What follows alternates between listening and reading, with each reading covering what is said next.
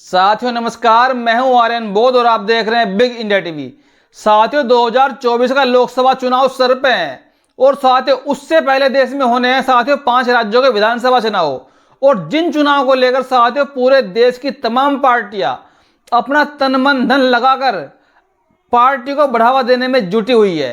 एक तरफ साथियों बसपा भी कांग्रेस और बीजेपी की तरह अपने आप को प्रूफ करने में लगी हुई है, क्योंकि देश में बड़ा गठबंधन हो रखा है इंडिया नाम का, वो 2024 के लिए है। लेकिन साथियों जो इंडिया वाला गठबंधन जो कांग्रेस ने बनाया 2024 के लिए, वो बीजेपी को हराने के लिए बनाया गया। लेकिन साथियों रियलिटी जो वास्तविकता है, जो कांग्रेस पार्टी है वो बीजेपी को हराना ही नहीं चाहती है, क्योंकि उन्होंने अब तक बहन जी को इंडिया वाले गठबंधन में नहीं लिया है। और साथियों पहले बात कर लेता हूं थोड़ी सी राजस्थान की। राजस्थान के अंदर मुस्लिमों के एक बड़े नेता सादिक खान जी जो कांग्रेस के साथ नाराज होकर बसपा में आ गए हैं, उन्होंने बसपा का दामन थामा है और साथियों अपने सैकड़ों कार्यकर्ताओं के साथ बसपा में शामिल हुए हैं, क्योंकि कांग्रेस की रग रग से अब लोग जान चुके हैं कि कांग्रेस ने भी देश के बहुजनों को, देश के मुस्लिमों को, देश के आदिवासियों को सिर्फ छलने का काम किया है। और साथियों अब बात कर लेते हैं छत्तीसगढ़ की। छत्तीसगढ़ में साथियों विधानसभा की 90 सीटें हैं, लेकिन इन 90 सीटों में से किसके हिस्से में साथियों कितनी सीटें आई, ये आज हम बात करेंगे।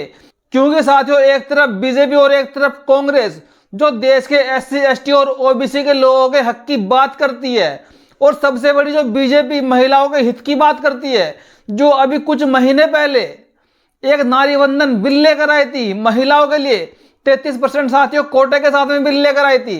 क्या वही बीजेपी आज महिलाओं को सम्मान दे रही है? पहले बीजेपी ने बड़े बड़े मंच सजाए महिलाओं के लिए, महिलाओं के सम्मान में अपनी पीठ थपथपाई, और एक तरफ राहुल गांधी जी पर वो प्रेशर बनाते रहे कि कांग्रेस की वजह से महिलाओं का रिजर्वेशन बिल पास नहीं हो रहा है।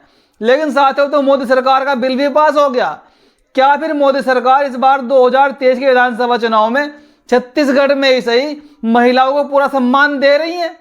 आज बात करने वाले साथियों इस मुद्दे पर कि महिलाओं को और ओबीसी समाज को कैसे गुमराह कर रही हैं बीजेपी और कांग्रेस लगातार। सबसे पहले आप राहुल गांधी जी की इस बात को सुन लीजिए। राहुल गांधी जी कैसे लॉलीपॉप दे रहे हैं पिछड़े समाज को। भाषणों में जाति जनगणना शब्द का प्रयोग क्यों नहीं करते हो? नरेंद्र मोदी जी कहते हैं ओबीसी की सरकार चलाते हैं। क्या हिंदुस्तान में ओबीसी की आबादी सिर्फ 5% है? जहां भी जाते हैं हम पिछड़े लोग मिलते हैं, ओबीसी लोग मिलते हैं, हर प्रदेश में मिलते हैं, देश की रीढ़ की हड्डी हैं, अलग अलग काम करते हैं। 5% हो ही नहीं सकते, सवाल ही नहीं उठता। कम से कम 50-55% ओबीसी वर्ग है हिंदुस्तान। मगर ये सच्चाई नरेंद्र मोदी जी आपको नहीं बताना चाहते। जो बीजेपी, जो मोदी जी अपने आप को ओबीसी घोषित करते हैं, क्या मोदी जी ने ओबीसी के लिए कुछ किया? राहुल गांधी जी बता रहे हैं कि देश में ओबीसी की जनसंख्या 50 से 55% है और देश को चलाने में, हिंदुस्तान को चलाने में ओबीसी का रोल मात्र 5% है। लेकिन साथियों एक बात समझ में ये नहीं आती कि राहुल गांधी जी हमारे इस भारत देश को, इंडिया को हिंदुस्तान बार बार क्यों कहते हैं, जबकि हिंदुस्तान नाम का शब्द पूरे संवैधानिक भाषा में कहीं नहीं है, पूरे संविधान में नहीं है। राहुल गांधी जी बार बार फिर भी संविधान का उल्लंघन करते हैं, हिंदुस्तान का नाम बार बार रटते हैं। अब अगर कोई इनसे पूछे कि साहब आपके भी तो हाथ में देश रहा 70 साल आजाद होने के बाद, आपने जनगणना क्यों नहीं करवाई? अब बिहार के अंदर पिछड़ों की सरकारों ने, नीतीश कुमार जी ने बिहार के अंदर ज्यादा जनगणना करवा दी और एक लहर पैदा कर दी, पूरे देश में लोगों को जागरूक कर दिया। अब आप जातिगत जनगणना की बात कर रहे हैं, तब से तो आपने नहीं कराई। हिमाचल में सरकार आपकी बन गई, वहां नहीं कराई आपने। कर्नाटक में सरकार बनी आपने वहां नहीं करवाई। छत्तीसगढ़ में सरकार आपकी थी, वहां नहीं करवाई। इस बार आप बयान दे रहे हैं कि हमें जिता दीजिए, हम जनगणना करवा देंगे। अब साथियों बात कर लेते हैं छत्तीसगढ़ के विधानसभा चुनाव की। छत्तीसगढ़ के विधानसभा चुनाव में साथियों विधानसभा की 90 सीटें हैं और उन 90 सीटों में से बीजेपी और कांग्रेस ने साथियों कितनी भागीदारी महिलाओं को दी है। जो है महिलाओं की बात करते हैं साथियों, बीजेपी ने छत्तीसगढ़ के अंदर महिलाओं को मात्र 18 टिकट दिए हैं, मात्र 18 टिकट महिलाओं को विधानसभा के चुनाव में। यानी कि जो बीजेपी 33% कोटा देने की बात कर रही थी, भले ही वो जब भी लागू होगा हो, लेकिन वर्तमान में जब चुनाव नजदीक में आ गया, चुनाव सर पे हैं, तो कम से कम इसमें तो अपना कम से कम उनको दिखाना चाहिए था कि हम आपके हित में काम कर रहे हैं महिलाओं के। और साथियों कांग्रेस ने मात्र 15 ही टिकटें दी हैं, बीजेपी से भी कम 15 टिकटें महिलाओं को दी हैं। और जो राहुल गांधी साथियों ओबीसी की बात करते हैं, ओबीसी समाज की आबादी आप किसी भी कोने में चले जाइए 60% साथियों कम नहीं है, 60% से कम। और मोदी और राहुल गांधी जी ने साफ साफ साथियों मुश्किल से 30-30 टिकट साथियों ओबीसी समाज को दिए हैं।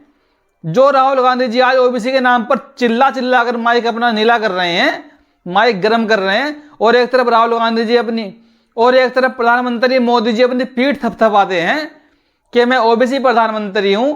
इन लोगों ने वहां के छत्तीसगढ़ में भी अगर बात करें तो वहां भी साथियों कम से कम 20-20 टिकट सवर्ण समाज के लोगों को दिए हैं, जिनकी आबादी साथियों मात्र 5 से 10% है।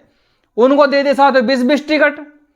जी हाँ साथियों, 20-20 टिकट, यानी कि ओबीसी समाज का हिस्सा काटकर पूर्ण रूप से जो बीजेपी और राहुल गांधी जी हैं दोनों के दोनों सवर्ण समाज के हितों की रक्षा करने के लिए लगे हुए हैं। बात करेंगे ओबीसी के हितों की, महिलाओं के हितों की, लेकिन साथियों जब हक देने की बारी आएगी तब दे देंगे ये लोग सवर्ण समाज के लोगों को, मनुवाद के लोगों को, जो लोग संविधान पर हमले बोलते, संविधान का नुकसान करते हैं लगातार। और साथियों एक तरफ राजस्थान में कांग्रेस के बड़े मुस्लिम नेता सादिक खान, जी हां साथियों सादिक खान जो बड़े मुस्लिम नेता है, कांग्रेस के बड़े दिग्गज नेता रह चुके हैं साथियों, उन्होंने कांग्रेस की इस नीति को देखते हुए कि ये लोग बहुजनों का हक अधिकारों को छीनने में इतना व्यस्त हैं, उन्होंने कांग्रेस से इस्तीफा देकर साथियों बसपा का दामन थामा है और साथियों अपने सैकड़ों कार्यकर्ताओं के साथ बसपा में ज्वाइन हो गए हैं। और साथियों एक तरफ बीजेपी का सुपड़ा साफ होने वाला है, क्योंकि साथियों आपने देखा होगा जो ईवीएम का मुद्दा लगातार वो जोरों शोरों पर साथियों चला हुआ है, वो उठा हुआ है। उस मुद्दे को मोदी सरकार पूरी तरह दबाने की कोशिश कर रही है। पूरी की पूरी बीजेपी चाहती है कि ईवीएम पर कोई बात ना हो, लेकिन साथियों आप जानते हैं कि इंडिया गठबंधन के तमाम नेताओं ने भी अपनी बातें रख दी है और कहीं ना कहीं जो 2022 के अंदर साथियों ईवीएम को लेकर चुनाव आयोग के सामने कम से कम साथियों 200 सवाल इकट्ठे हो रखे हैं। कम से कम 200 सवालों का एक पुलिंदा चुनाव आयोग के पास साथियों पहले ही आ चुका है लिखित में, लेकिन साथियों इस मुद्दे पर चुनाव आयोग कोई जवाब देना नहीं चाहता। और साथियों अब एक मीटिंग रखी जानी है चुनाव आयोग के साथ विपक्ष की पार्टियों की। जो सवाल पहले ही पूछे जा चुके हैं वो सवाल अब दोबारा दोहराए जा रहे हैं कि साहब आप इन सवालों के जवाब दीजिए। जब आपसे लोगों को शिकायत है चुनाव आयोग से ईवीएम में जो सवाल जो धांधलीबाजी हो रही है, आप उनको क्लियर स्टैंड क्यों नहीं कर रहे हैं। इस खबर को पढ़िए साथियों, चुनाव आयोग की विश्वसनीयता समाप्त होती जा रही है। चुनाव आयोग की निष्पक्षता पर प्रश्न चिन्ह लगाने पर बधाई। अब ईवीएम के सवालों का जवाब देने से ईसीआई बच रही है। 200 से अधिक सिविल सोसाइटी सदस्यों ने ईवीएम के तकनीक को लेकर मई 2022 में कुछ प्रश्न किए थे। आज तक उनके पत्र का जवाब नहीं दिया। इंडिया अलायंस के राजनीतिक दलों ने ईवीएम पर वही प्रश्न के जवाब के लिए मिलने का समय मांगा, समय नहीं दिया। आखिर ईसीआई ईवीएम के प्रश्नों का जवाब क्यों नहीं देना चाहता। जी हाँ साथियों, आखिर देश का जो चुनाव आयोग है वो देश के विपक्षी नेताओं के सवालों का जवाब क्यों नहीं देना चाहता ईवीएम के मुद्दे को लेकर। क्या चुनाव आयोग अब भी अपने ऊपर एक कलंक लगवाकर साबित कर देगा कि वो अब भी बीजेपी के साथ मिला हुआ है, जब हमारे देश के सुप्रीम कोर्ट में एडीआर जैसी संस्था भी ईवीएम के खिलाफ याचिका डाल चुकी है और सुप्रीम कोर्ट में जाकर वो पूछ रहे हैं कि साहब आप देश के अंदर ईवीएम के साथ में जो वीवीपैट पर्ची लगाते हैं उनकी आप पूरी की पूरी काउंटिंग क्यों नहीं करते हैं। और इस पर चुनाव आयोग क्या कहता है कि इससे देरी हो जाएगी, इससे धांधलीबाजी हो जाएगी। यानी कि साथियों जो काम निष्पक्षता चुनाव के लिए होता है उसको चुनाव आयोग उल्टा घुमा फिराकर ऐसे सवाल बना रहा है कि इससे धांधली हो जाएगी। अरे साहब आप 2 दिन फालतू लगा लीजिए, आप 5 दिन फालतू लगा लीजिए, लेकिन साहब आप टैली तो कीजिए। कितना वोट मशीन में पड़ा, कितनी पर्चियां निकली, कौन सी पार्टी की निकली, तब जाकर तो आप निष्पक्ष चुनाव करवा पाओगे। तो साथियों कहीं ना कहीं चुनाव आयोग भी शक के दायरे में पूरी तरह घिर चुका है वर्तमान में। और आज देश में साथियों बीजेपी की हालत पतली हो चुकी है। और जो बीजेपी और कांग्रेस लगातार साथियों महिलाओं के पक्ष की बात रख रही थी, आज उस बीजेपी और कांग्रेस ने महिलाओं को मात्र 15-15 टिकट देकर छत्तीसगढ़ में साबित कर दिया है। ये खाली सिर्फ एक देख दिखावा है। ये सिर्फ देख दिखावे के लिए काम करते हैं। और बाकी जो राहुल गांधी जी लगातार SC ST और OBC की बात कर रहे हैं कि देश में इनकी भागीदारी नहीं है, अब राहुल गांधी भी उसी पोजीशन पे पहुंच चुके हैं जहां से RSS की मानसिकता चलती है। क्योंकि कहीं ना कहीं लोगों का यह भी कहना है कि कांग्रेस और बीजेपी दोनों एक सांपनाथ है, एक नागनाथ है।